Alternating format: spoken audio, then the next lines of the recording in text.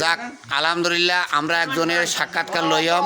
হেতে বলে হেতের ওস্তাদের লাই কিছু কইব এই যে হেতের ওস্তাদের হিকন্যা কাম এগিন করলো এই যে কাম এগিন করতেছে হেতের ওস্তাদে শিখাই দিছে সেই ওস্তাদের উদ্দেশ্যে কিছু কইব আমরা একটু শুনেন কি কইবেন আপনি ভালো আছেন নি বালা আছি তখন আর কি ওস্তাদের অনেকদিন ধরে চাইতারি না কত চাই আজকে ও দেওয়া জানে না দেওয়া যায় না আজকে ভিডিও কল দিয়াম আচ্ছা যাক যদি আপনি আপনার ওস্তাদ এই ভিডিওটা দেখে তাহলে অবশ্যই লাইক কমেন্ট শেয়ার করে দিবেন ভিডিওটা আরও যাতে 2-4 জন দেখে একজন ওস্তাদের প্রতি একজন শিষ্য কদ্দুর ভালোবাসা থায় আঙ্গ আর কি